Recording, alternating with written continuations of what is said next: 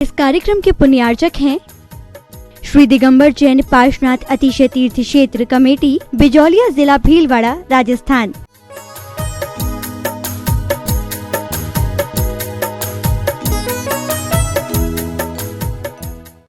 ओम नमः सिद्धेभ्यः।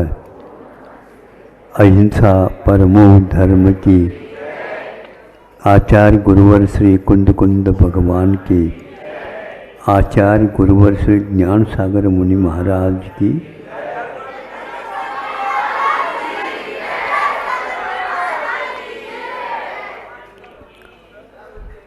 गुरुदेव ने दिया है उन सब का वाचन 1 घंटे सवा घंटे में होना तब संभव है जब हमें वाक गुप्ति प्राप्त हो जाए। उसके बिना संभव नहीं। अंतर मुहूर्त में जिनवाणी का पूर्ण पाठ करने की क्षमता वचन रुद्धि जिनको होते उनको होती है। उसी प्रकार काय में इस प्रकार की क्षमता रहती है, वे 6-6 महीने तक उपवास भी करे तो भी बाह्य 6 तपों के साथ वे चर्या के लिए निकलते हैं। हम लोगों की वश की बात है ही नहीं, किंतु रिद्धि प्राप्त हो जाती है, वह भी सहज हो जाता है। 6 महीने तक तो उपवास करे और एक ही ग्रास बुद्धिपूर्वक लेकर के आए, अथवा एक ही घूंट पानी का लेकर के आए। कितना उत्कृष्ट वह चारित्र है। तब कहीं जा करके केवल ज्ञान सामने आकर के खड़ा हो जाता है। इस 9वें अध्याय में आध्यान रोत ध्यान का कथन किया। आप लोगों को बार बार इसका चिंतन करना चाहिए कि हमारे परिणाम कैसे होते रहते हैं और उनको कैसा संभाला जाता है। आज ध्यान के तो स्वामी आचार्य उमा स्वामी महाराज जी ने तो कहा 6ठे गुणस्थान तक है। खबरदार, किंतु यहाँ पर ध्यान रखना, अंतिम आत्म ध्यान के लिए उन्होंने निदानम च ये भी कहा। निदान वर्ज है वहाँ पर। कौन से गुणस्थान में? 6ठे गुणस्थान में मुनि महाराज के लिए, क्योंकि भोगों के अभिलाषा मुनि महाराज को, न ही यहाँ की भोगों की, न ही ऊपर के भोगों के, कोई भी भोगों की अभिलाषा नहीं रखते। इसलिए वे मुनि महाराज पंचेंद्रिय विधि माने जाते हैं। किंतु यदि वह निदान हो जाएगा तो मुनि अवस्था ऊपर से बनी रहे, भीतर से तो उनको संयम लब्ध स्थान च्युत हो जाता है। अब आप लोगों को ध्यान रखना, निदान कितना भयंकर है। निदान बंद के कारण ही कभी कभी महापुरुष होने वाले हैं, लेकिन फिर वो भी चक्कर में आ जाते हैं और निदान कर जाते हैं अगले भाव में, इस तप का मुझे भी यही फल मिले। अरे जहाँ मुक्ति का फल मिल सकता है, उसके द्वारा स्वर्ग के सुख की बात क्यों करता है? अज्ञान के कारण और अनंतकालीन संस्कार होने के कारण ऐसा होता है। आप लोग इतने धर्म ध्यान कर रहे हैं, रात दिन चिंता रहती है, और बच्चों को भी संस्कारित करने के लिए कुछ बहुत परिश्रम उठाते हैं, किंतु आप लोग यदि हमारे लिए यह फल मिल जाए ऐसी आकांक्षा करते हैं तो आपका जितना भी किया हुआ है वो पूरा का पूरा पानी में चला जाता है। इसलिए आप लोग किसी भी क्षेत्र में किसी भी प्रकार से धार्मिक अनुष्ठान कर रहे हैं तो इन बातों से अवश्य बचे। पंचम गुण स्थान तक निदान हो सकता है, हो ये नियम नहीं। और हो गया जैसे रावण अब नरक में चला गया है, गत जीवन में उनको कई प्रकार की रिद्धियाँ प्राप्त थी, विद्याएं प्राप्त थी, किंतु वह उस निदान करने के कारण वहाँ से नीचे आया और आपके सामने सामने ही नरक में चला गया। आगे वह तीर्थंकर होने वाला, ये भी इतनी बात सही है, किंतु यहाँ तो पेपर उसका बिगड़ गया।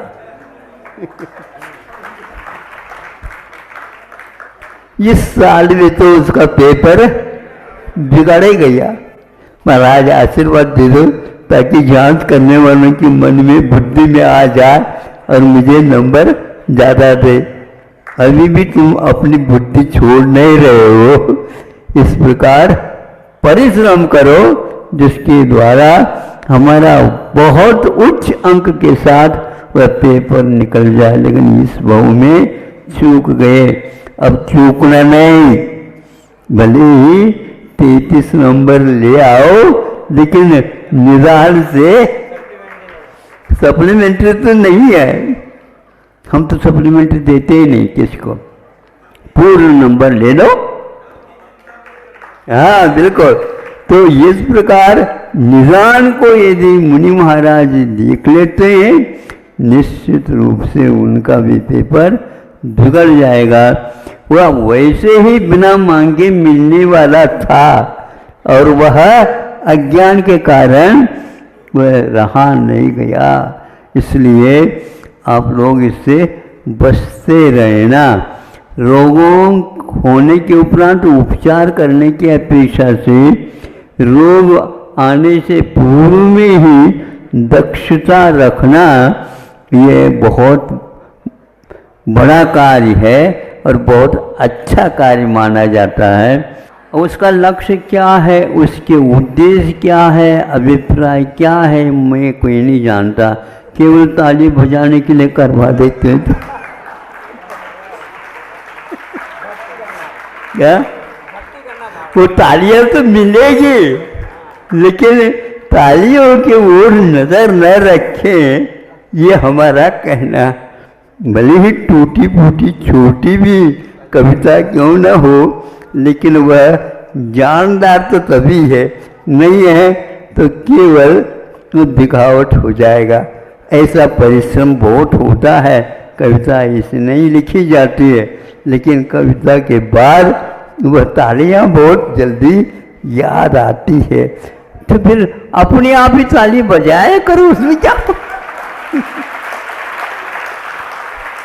अच्छे ढंग से जाकर के कविता यहाँ पर कह दी, किसी को ताली बजाओ ऐसे कहने नहीं, और कोने में आकर के बैठ गए और अपनी कविता के लिए ताली बजाते रहे। लोग क्या कहेंगे, लोग कहेंगे ये क्यों वो बजा रहे हैं, क्योंकि हमारी कविता आज बहुत अच्छी थी, इसलिए अच्छी थी किसी ने ताली नहीं बजाए। अहिंसा परमो धर्म। ओम नमः सिद्धेभ्यः। अहिंसा परमो धर्म की आचार्य गुरुवर श्री कुंद कुंद भगवान की, आचार्य गुरुवर श्री ज्ञान सागर मुनि महाराज की,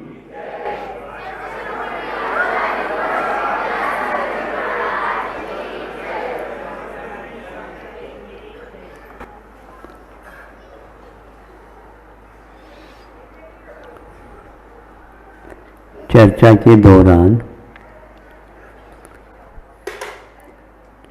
गुरु जी ने एक बार वह विषय हमें दिया जो सबको भी मिल सकता है, वो ऐसी बात नहीं। किंतु आस्था से जब हम उसको जोड़ते हैं तो रास्ता बहुत स्पष्ट होता चला जाता है, नहीं तो वह सब विषय एक प्रकार से नाश्ता बन जाता। आप आस्था से यदि जोड़ते हो अवश्य ही सफलता प्राप्त होगी।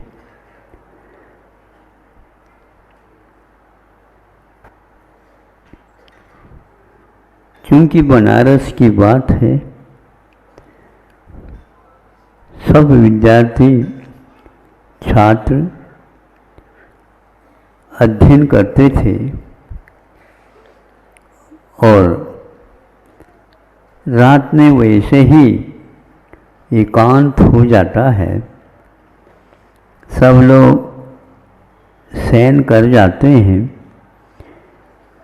तो विद्यार्थियों के लिए बहुत सुविधा मिलती। अध्ययन करके छात्र आए, सो गए,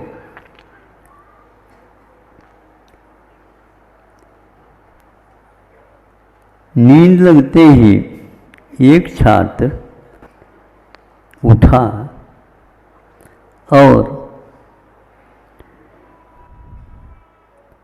गंगा में वैसे ही जैसे सामने कोई मंत्र विद्या सिद्ध हो, ऐसे व्यक्ति के समान वह भीतर प्रवेश करके उस पार जाने के लिए उद्यमशील हुआ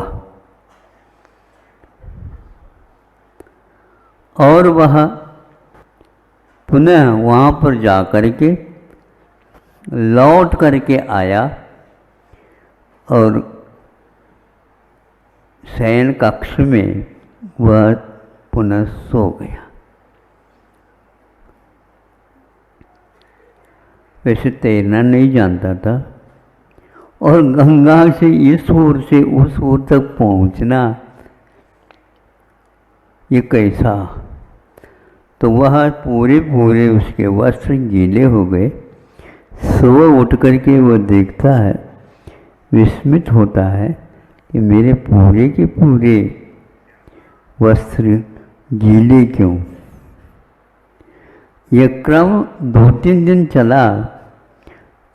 दूसरे छात्र को उसने बताया कि ऐसा हो रहा है, देखेंगे क्या हो रहा है। वह छात्र भी बेटा रहा कि कब जाता है, कहाँ जाता है देखने के लिए। तो 12 बजे वो पुनः उठा और नदी में, गंगा जी में पहुंच गया।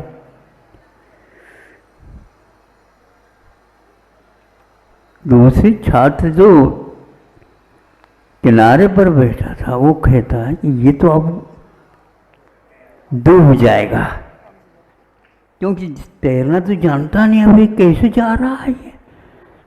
इसने आवाज लगा दी। योग की बात है, उसका निद्रा भंग हो गई और वो डूब गया। अब हमें अपनी आस्था के नेत्र खोलने चाहिए। सामने सामने जो दिख रहा है गलत तो नहीं हो सकता, फिर भी हम उसको स्वीकार कैसे करें। यदि भूत लगता है, देव का प्रभाव होता है, तो डूबता नहीं, तो पार होकर के आ जाता। 2-3 दिन यह आता गया जाता गया, उस समय क्यों नहीं डूबा, आज क्यों डूबा। ज्ञात हुआ बाद में निद्रा में ऐसे कार्य हो सकते हैं। तो निद्रा भी अच्छा है। जागने के अपेक्षा से निद्रा भी अच्छा है, ऐसा कार्य हो सकता है। लेकिन डूबने का कार्य भी हो सकता है। जो जागता है स्वयं भी पार होता है और दूसरों को भी पार लगा सकता है। इसलिए हमें जागृति देवता की सेवा, वैयावृत्ति और उसके चरण सानिध्य हमेशा हमेशा प्राप्त कर लेना चाहिए। और दूसरे कोई व्यक्ति होते इसके बारे में ये सोचते ये सब देवों के करामात हैं। अब विज्ञान क्या इसके बारे में सोचेगा? ये प्रश्न है। कुछ ऐसे प्रश्न, शंकाएं हैं विज्ञान ने बांध बूंद करके रखा और उसके लिए घोषित कर दिया ये मनगढ़ंत है।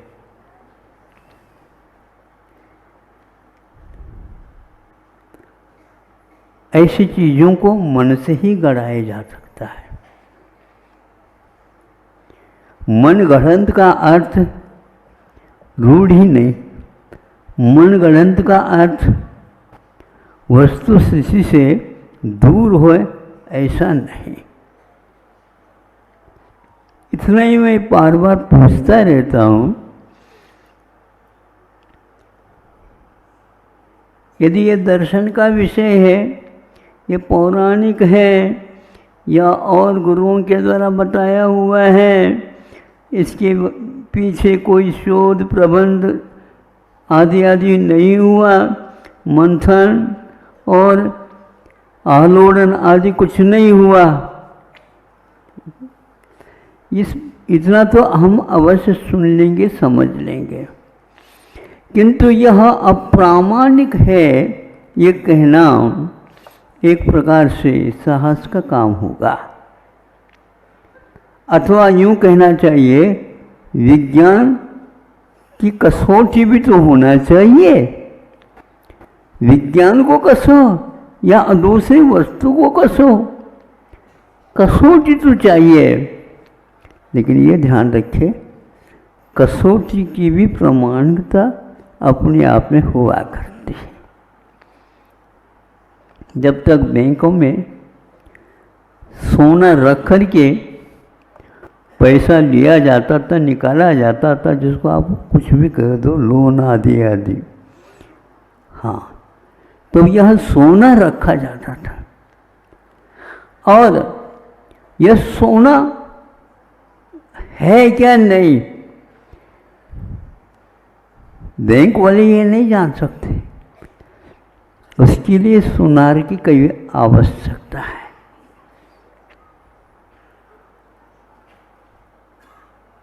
और वो बैंक वाले इस कसौटी के पाषाण को कस करके देखते ये सोना है क्या नहीं। क्योंकि वैज्ञानिक होगा दूसरे विषय में, किंतु स्वर्ण पहचान के क्षेत्र में उसका कोई भी पहुंच ही नहीं है।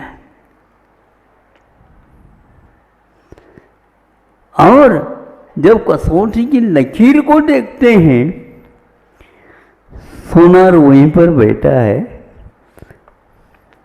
और वो कहता है इस लकीर को थोड़ा सा इधर से और थोड़े से विशेष रूप से खींचो तो बात अलग बनेगी।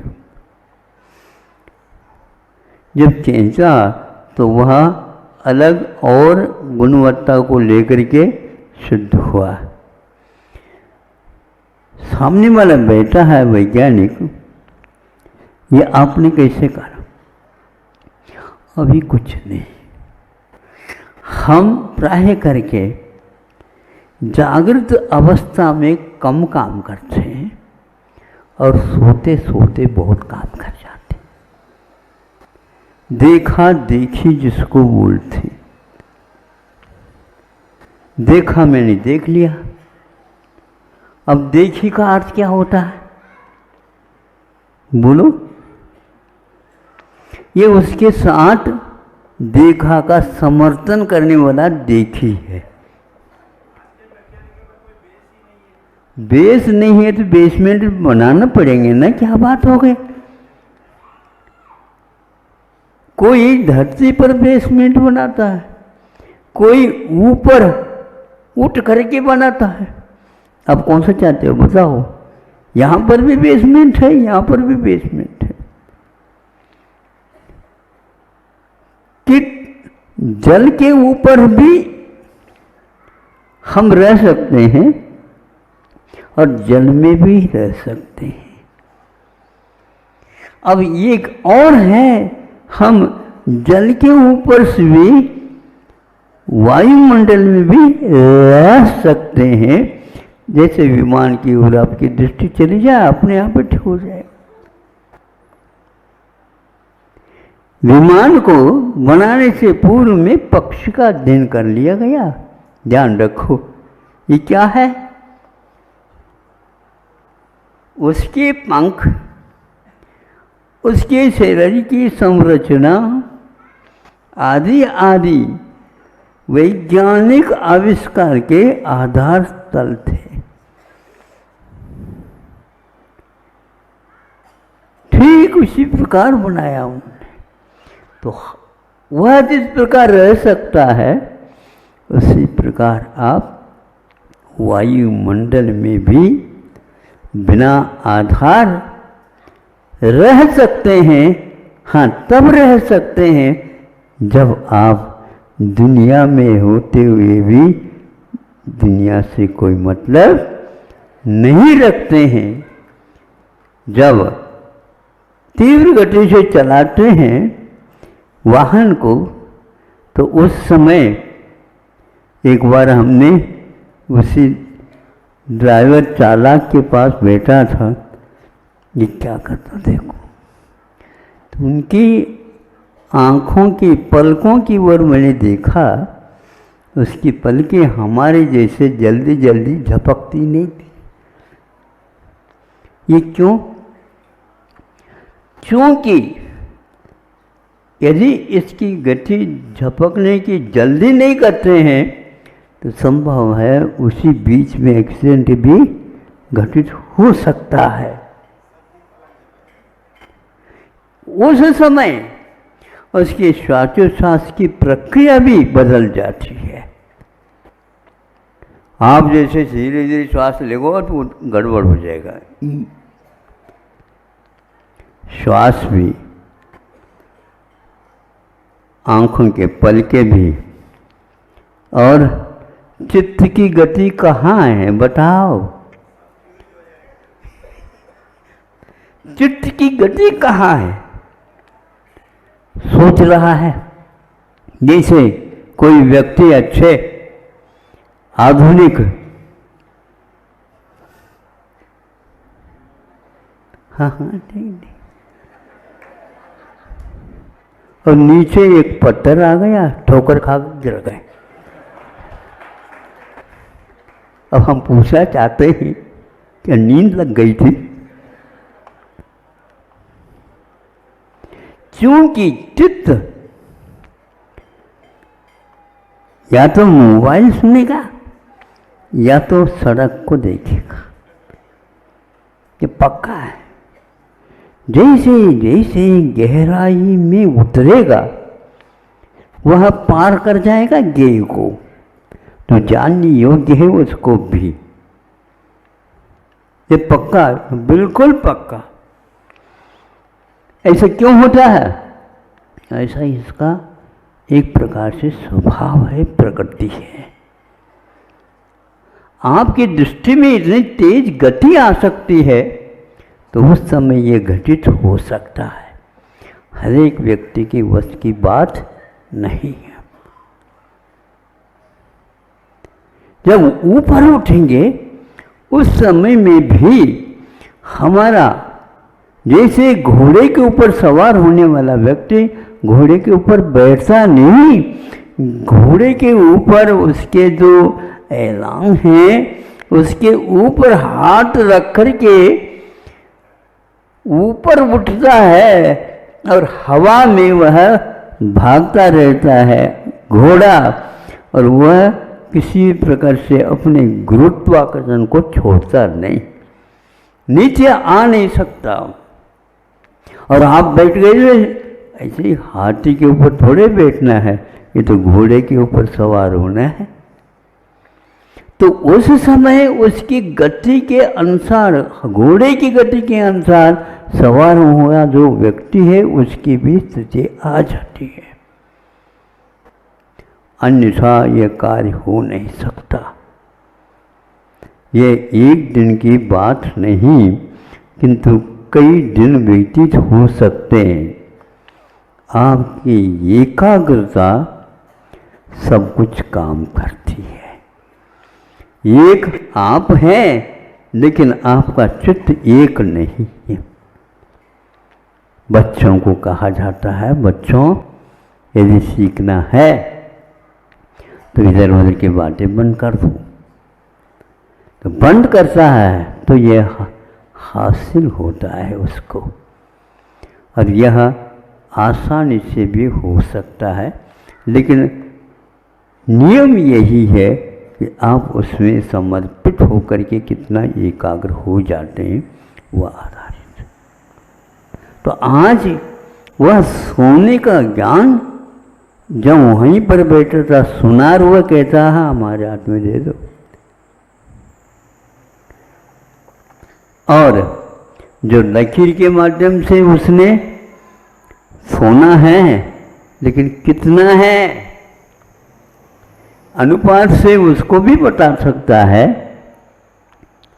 और अंजलि में उस सोने के बिस्किट को लिया, यूं यूं कर रहा है। ये क्या है? हाथ में तराजू है।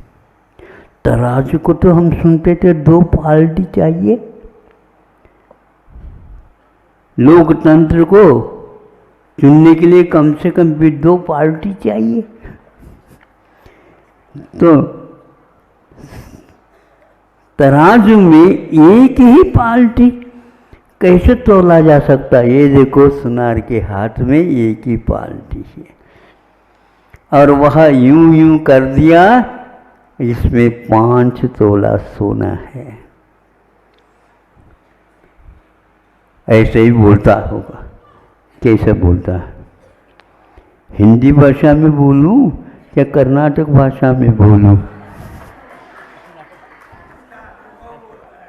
हाँ, तो नहीं, इसके सही वेट तो इंग्लिश जानने वाला ही जान सकता है। भारतीय वासो, अब तो जागृत हो जाओ, अब तो सोचो। युग चला गया किंतु पीछे चला गया, आप आगे नहीं हो पाए। ये कैसे आपने कहा नहीं, जो रहा है उसी को बताया। हम इसके ऊपर विश्वास नहीं कर सकते, ये बात अलग है। नहीं करना है ये बात अलग है। हो ही नहीं सकता, ये ऐसा नहीं कह सकते आप, क्योंकि किसी को सिद्ध करने के लिए आपने हेतु उसको सदोष सिद्ध कर दिया, हो जाएगा। लेकिन हेतु को सदोष सिद्ध करना आपके वश की बात नहीं है। हेतु तो हेतु होता है। वर्षों लग जाते हैं तब कहीं जाकर के न्यायालय में न्याय मिलता है, क्योंकि वह सत्य तक पहुंचने के लिए हेतु सक्षम है क्या नहीं ये देखा जाता। जब वह अपने हाथ में लेता है और बताता है, दूसरे को ऐसे ही ले लिया और वो भी बता दिया, ये भी इसमें कितने हैं, इसमें 5-10 सोदा है, इसमें आधा किलो है, यह जो बता रहा है यह उसका अनुभव है। हाथ में अनुभव है क्या? ये भी बताओ। यूं यूं कर रहा है लेकिन चित्त यहाँ पर है और उससे वह ज्ञात कर रहा है, यह बता रहा है 10 तोला है। ज्ञान में नहीं बैठता, अनुभव की बात बाद सामने सामने आ जाती है। हाँ, तो यह साइंस आज जो आपके सामने है वह अनुभवहीन है। उसके लिए कसौटी के पाषाण चाहिए, उसके लिए यह अनुभव भी चाहिए, उसके लिए और भी चाहिए। और क्या है महाराज? और क्या चाहिए? और कुछ नहीं, अग्नि की परीक्षा है। जैसे सीता को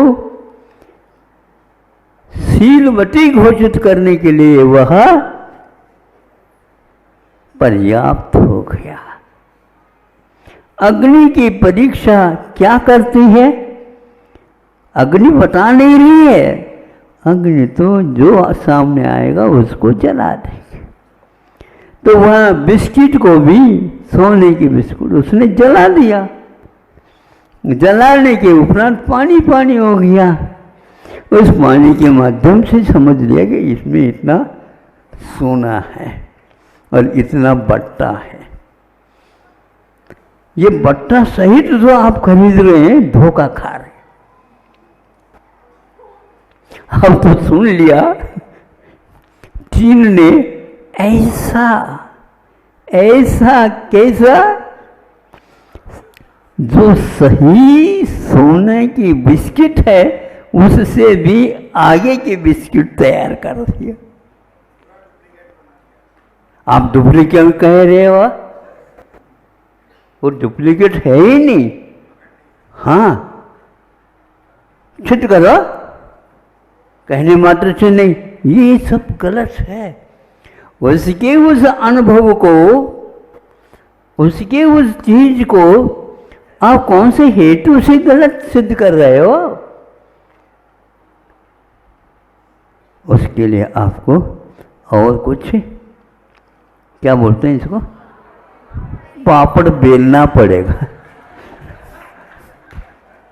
भैया इसके पीछे हमने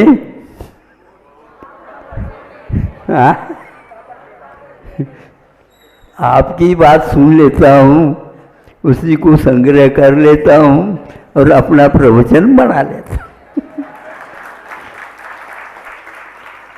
आपकी बात सुन करके आपको समझा रहा हूँ, हम गलत नहीं कह सकते। आप इस प्रकार संकल्प कर नहीं सकते, कितने भी कर लो। तो वह भी एक प्रमाणित करने के लिए साधन है, उसके द्वारा ही होता है। एक और है, तोड़ा जाता है, जिसको मार्व बोलते हैं। मृदुता रहती है, सोने में टूटने से भी उससे ज्ञात होता है कि इसमें इतना तोला स्वर्ण है। अब कैसे वो हर एक व्यक्ति उसको तोड़ नहीं सकता। उसके एकदम पतला पतला हो जाता है, तब ये मालूम पड़ जाता है कि यह सोना है। हर एक इतनी पतला नहीं हो सकते धातु जो स्वर्ण में आता है, तभी तो यह पानी चढ़ा हुआ है, सोने का पानी चढ़ा हुआ है। नहीं, इसके ऊपर बर्क लगाया गया। अब वो चांदी का भी बर्क होता है और का भी बर्क होता है, किंतु सोना जब बनता है, वह जो बर्क बनाया जाता है उसका पतलापन कितना होता है, इसको भी नापा जा सकता है, तब ये ज्ञात होता है कि हाँ ये है। साधन निर्दोष हो तो निर्दोष साध्य को वह सिद्ध करता है। साध्य के साथ अविनाभाव संबंध जिस हेतु का है उसको न्यायालय में पहले बुला करके कहेंगे पुरस्कृत करने के योग्य है ये व्यक्ति। क्योंकि कभी कभी न्यायालय में जो न्यायाधीश होता है वह भी कुछ पॉइंट चाहता है कि हम संदर्भ ग्रंथ से उठा लें। वकीलों के पास भी जज जाते हैं, बताते हैं, क्योंकि हमें जनहित के बारे में सोचना है। जिन्होंने वर्षों तक इस कार्य को किया है और वह संदर्भ ग्रंथ वैधानिक तो नहीं माने जाते, लेकिन वैधानिक को सिद्ध करने के लिए वो पर्याप्त है। साइंस के पास ये कोई चीज नहीं है। आगे बढ़ रहा है अवश्य आप लोगों के समर्थन के आधार पाकर, और आप तो वैज्ञानिक है ही नहीं, और ये लोग कह नहीं सकते कि आप वैज्ञानिक हैं, लेकिन फिर भी आपके समर्थन से वो बाजार में आ रहे हैं, खूब उनका माल बिक रहा है। क्या आप इस बात को स्वीकारने के लिए तैयार हैं? जैसा बोओगे वैसा ही काटोगे, जैसा करोगे वैसा ही पाओगे। ये वाक्य क्या कह रहे हैं हमें बताओ।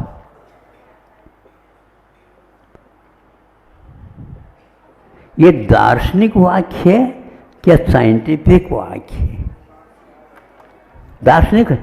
दर्शन के वाक्यों को साइंस ने कोश में रख करके अपना काम चला रहा है, छुपा रखा है उसी बल पर, क्योंकि आपकी आस्था है जैसे बोओगे वैसे ही काटोगे। क्या बोया, कब बोया, कितना बोया, किसने बोया, इन प्रश्नों का उत्तर साइंस के पास नहीं। यह आकिंचन धर्म का ही महिमा है जो इसकी खोज कर सकता है।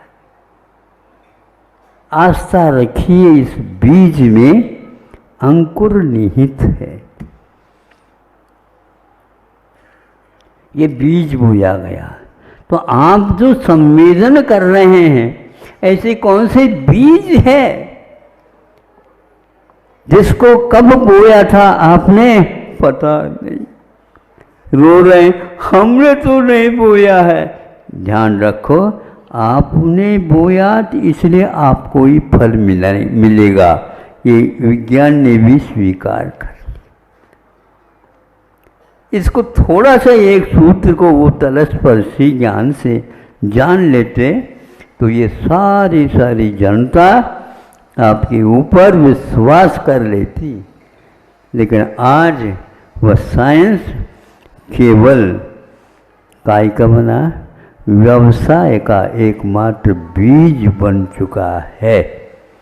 इस बीज को आप अपने धरती पर, आस्था की धरती के ऊपर बीज बोओगे, कुछ पा नहीं सकोगे, क्योंकि उसके लिए खाद भी चाहिए, पानी भी चाहिए, प्रकृति भी चाहिए, योग्य धरती भी चाहिए, फिर इसके उपरांत भाग्य भी चाहिए। और साइंस के कोर्स में भाग्य वाली कोई बात है ही नहीं, मनगढ़ंत है। बिल्कुल ठीक है। अब गाड़ तो लो कम से कम ये गुबार। फिर भी आप लोग जिज्ञासा के तौर पर उस ओर जा रहे हैं और ये आज इतनी भीड़ इकट्ठ हो गई है कि बच्चे सारे के सारे वैज्ञानिकों से प्रभावित है, लेकिन विज्ञान इनके लिए पेट भर अनाज भी नहीं दे पा रहा है। इसलिए अन्यथा न ले, हम आपके ही वचनों को सुन करके आपके सामने परोस रहे हैं कि किसी एक देश ने सिद्ध किया है कि उनके यहाँ चावल नहीं होता था, उन्होंने विज्ञान के माध्यम से प्लास्टिक चावल बनाया बताते हैं। हाँ, चाइना तो आगे है ही महाराज, आप लोगों ने तो आगे कर रखा है। काम चलाओ, यूज ऑन थ्रो क्यों कहता, ये साइंस का बीज है क्या? ठीक, आप विनाश कहे वो दुनिया, यही आपके बच्चे सारे विकास कह रहे हैं। अब इसके लिए क्या कहोगे बताओ? अब कुछ ही दिन के उपरांत सब कुछ वैरायटी आने वाले हैं और उस समय आप लगभग पागल होने की ओर होंगे। महाराज अभी होते जा रहे, पूर्व भूमिका बन चुकी है। हाँ, नाशपति बस वो क्या करता और कुछ नहीं, ये लोग लेते हाथ में और कोई परखते नहीं, गंध लेते हैं बस, बिल्कुल नाशपति के ही गंध वाले वो प्लास्टिक के चावल पेट में भी जा करके अब सब कुछ बन रहा है, लेकिन यह जो खाया हुआ प्लास्टिक चावल है वह रक्त को पानी बना देता है और आपके द्वारा बोया हुआ जो चावल है वो पानी को भी रक्त बना देता है। एक जीवन को ले रहा है और एक जीवन को खा रहा है। कौन सा चाहिए आपको? महाराज नहीं मिलता ये सब पीछे से, तो कम से कम ये तो खा लें, पेट में भर लें, पेट में कुछ तो डाल लें। ऐसा मत करो। यदि आप तपस्या करते हैं तो सभी जनता को और इस धरती को सुख की ओर ले जा सकते हो। देवलोग बैठे हैं प्रतीक्षा में, हम धरती के पूत थे, बीच में आकर के यहाँ पर रह गए। हम उनके उस भार को हल्का करना चाहते हैं, वो आ करके आपकी सेवा करने के लिए तैयार है। क्या आप तैयार हैं? मगर वैज्ञानिक होकर के इसको स्वीकार करना आप बाध्य न करो। हम पूछ लेते हैं, किसको पूछना है हमें बता दो। मन के लिए तो थोड़ा सा संतोष होना चाहिए ना। हाँ, सुभाष चंद्र जी बोस आपको समझा देंगे। नहीं समझे? जो पढ़े लिखे हैं वे अपने आप को हम तो बाबू हैं, हम ये कार्य करेंगे नहीं क्योंकि हम बाबू हैं। ये पढ़ा करके लिखा करके इंग्लिश के माध्यम से माता पिता तो इसको पढ़ नहीं सकते और आप कमाऊ बच्चे हो गए, काम हो गया। 70 साल में यह सौभाग्य नहीं मिला, कुछ ऐसा बोया था, उसके उदय के कारण आज ऐसे भी व्यक्तियों का समागम हो रहा है, हम लोगों को उपलब्ध हो रहा है, जो जनता के लिए एक प्रकार से बहुत बड़ा सहयोग दे रहे हैं। उनके वो तपस्या के ये फल है। धीरे धीरे आपको बात समझ में आ रही है कि किसी के तोल को निकालने के लिए 2 पालड़ी चाहिए, इसकी कोई आवश्यकता नहीं है। और आपको ऊपर पकड़ने की भी कोई आवश्यकता नहीं है, और आप उसको उत्तोलित करने की भी कोई आवश्यकता नहीं है, किंतु हाथों में उसको नचाने की भी कोई आवश्यकता नहीं है। हाथ को थोड़े बहुत कर लो, मालूम पड़ जाएगा। आज का व्यक्ति भी इसको समझ रहा है। दुकान में जाता है, गेहूं को 3-4 नमूने में देख लेता है, इसका क्या मूल्य है, इसका क्या मूल्य है, इसका क्या मूल्य है। ये तीसरे नंबर का जो क्रम में आया है गेहूं, इसका क्या मूल्य है, यूं यूं करता है। और इधर का भी ले लेता तो यूं यूं करता है। ये हल्का है और ये भारी है। ये हल्का है का अर्थ ये है इसमें आटे की मात्रा कम है और इसमें ज़्यादा है। तो इसका अर्थ हुआ हमारा हल्का यदि खा लेंगे तो पेट पुनः खाली हो जाएगा। हमें काम करना है शाम तक और सुबह से लेकर के 12 बजे तक। इसलिए हल्का मत ले, किंतु लेकिन स्वयं भारी मत बनो। हाँ, स्वयं भारी मत बनो, किंतु अच्छे आप खा खा करके मोटे और ताज़े होना चाहते हैं, ये संभव नहीं है। हाँ, हल्का ही व्यक्ति, हाथी इतना भाग नहीं सकता जितना कि घोड़ा भागता है। इसलिए एलिफेंट हॉर्स ऐसा नहीं कहा जाता, हॉर्स पावर कहते हैं।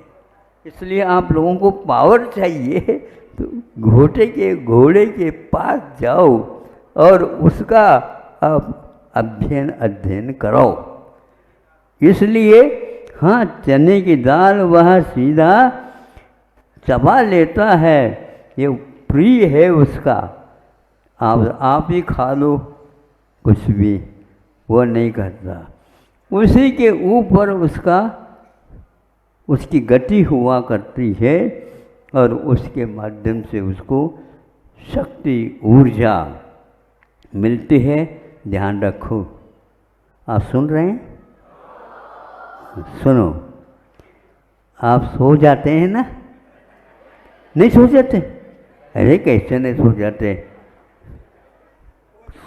सो जाते हैं, ध्यान में नहीं, किंतु यूं ही सो जाते हैं।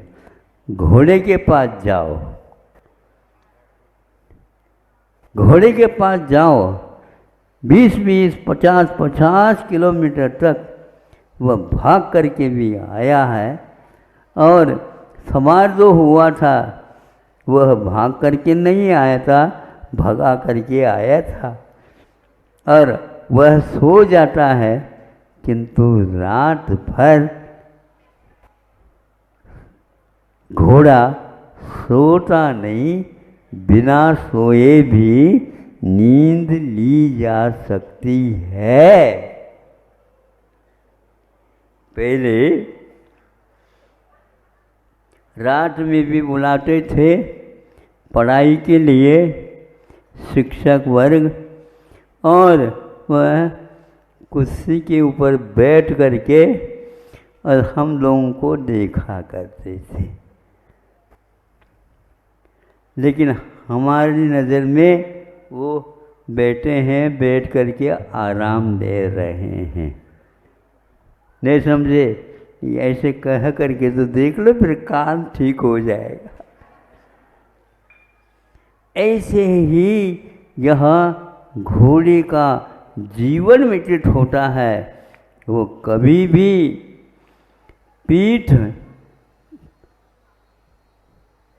यूं नहीं सो सकती, किंतु वह उसकी जो कुछ भी आलस्य है उसको दूर करना चाहें तो एक बार पीठ लगा करके चारों पैर ऊपर करके 2-3 बार यूं यूं कर लेता और खड़ा हो जाता है, पुनः 50 किलोमीटर जाने के लिए तैयार। ऐसे व्यक्ति थे। और आज कहाँ गए वो सेठ जी? घूमने के लिए गए हैं। घूमने के लिए गए हैं, कब आएंगे? आ ही रहे होंगे। कितने घंटे हो गए? इतने घूमते हैं आपके सेठ जी पिताजी? हाँ। पैदल गए हैं? नहीं। हाँ, घूमने गए हैं क्या घुमाने गए हैं बताओ? हाँ, मोटर में पानी भराने के लिए गए हैं क्या? ये है हम लोगों की। स्वयं जाइए 7-8 किलोमीटर जा करके, शुद्ध हवा तक नहीं मिलती है। बड़े बड़े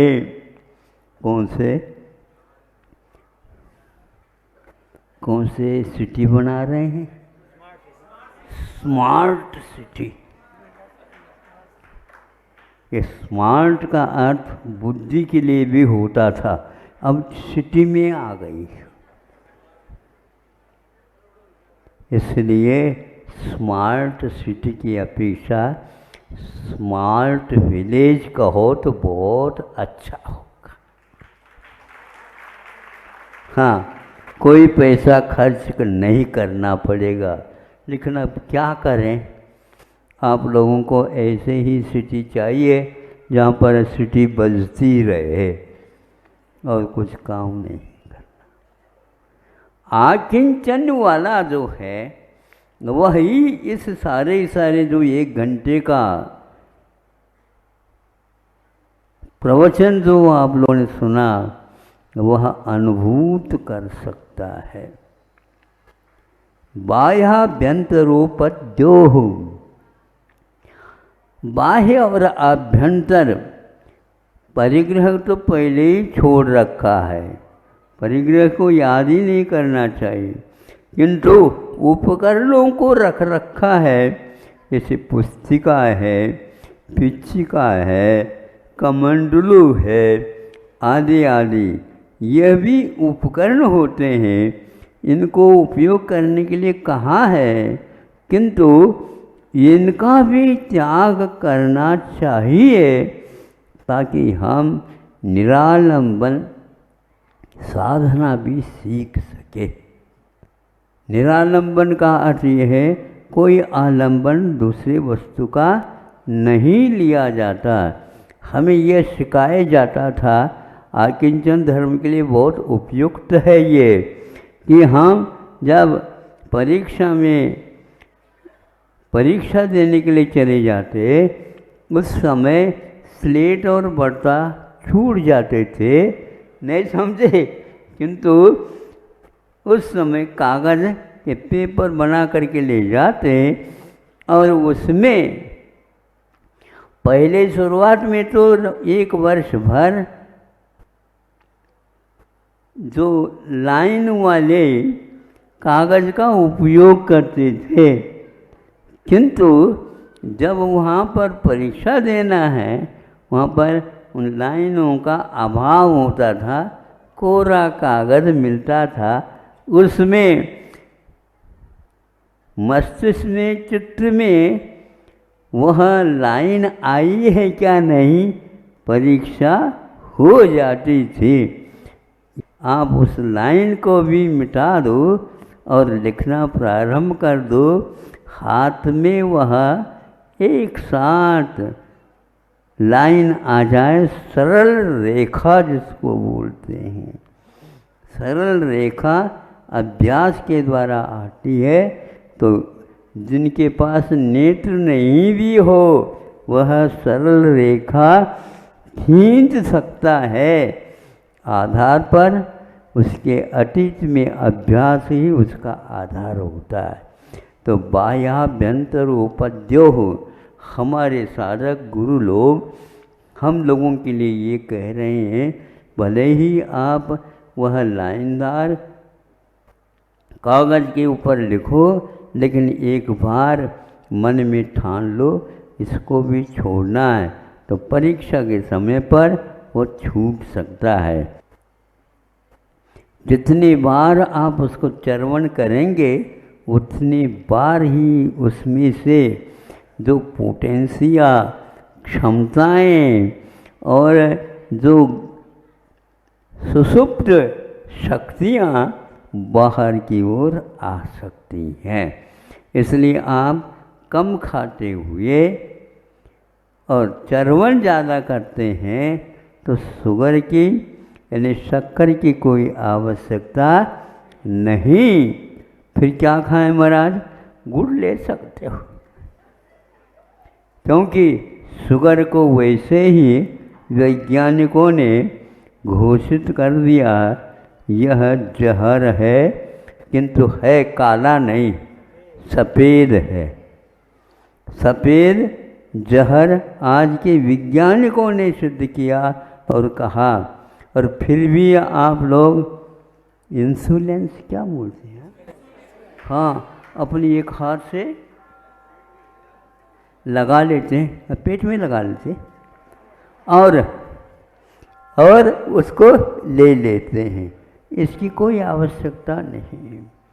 आप विज्ञान की बात को भी मान नहीं रहे हैं, शास्त्र की बात भी नहीं मान रहे हैं, और शरीर का जो पुकार है उसके और भी ध्यान नहीं दे रहे हैं।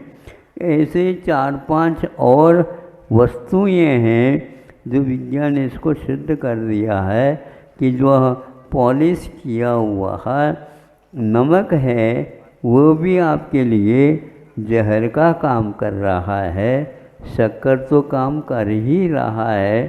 तीसरा, जर्सी गाय का दूध भी अनेक प्रकार के रोगों के उत्पादक होने से वह भी जहर है। और गेहूं को भी उन्होंने कहा है क्योंकि इसमें मैदा पैदा होता है और उसके कारण आंतों में वह लिपट करके आपके पाचन शक्ति को एकदम समाप्त कर देगा, तो और कोई उसका इलाज नहीं है। और कौन सा? हाँ, और इसी प्रकार जो चावल बोलते हैं वो का चंदन तंदुल बोलते हैं, तो उसमें भी ऊपर से पूरा का पूरा ललाई को मिठा करके सफ़ेद झक बना देते हैं। वही आप लोगों को अच्छा लगते हैं, लेकिन वह देखने को अच्छा लगते हैं, लेकिन खाने में तो उसके पास कोई स्वाद ही नहीं है। इसलिए पैसा भी खर्च हो गया और आपका शरीर रुग्ण हो जाएगा। ऐसे ये 5 चीज़ें सफ़ेद जहर हैं और आज हर एक व्यक्ति इसको खाने में लगा हुआ है। उसका भविष्य तो विज्ञान जाने अथवा मंत्रिमंडल जाने, क्योंकि उनको आपने चयनित करके ऊपर तक भेजा है, उनके ऊपर विश्वास किया है। तो कहाँ तक विज्ञान एक प्रकार से विनाश को ला रहा है, विकास आप लोग समझ रहे हैं ये है ही नहीं, इतना ही पर्याप्त है। अहिंसा परमो दया। इस कार्यक्रम के पुण्यार्जक थे श्री दिगंबर जैन पार्श्वनाथ अतिशय तीर्थ क्षेत्र कमेटी, बिजौलिया, जिला भीलवाड़ा, राजस्थान।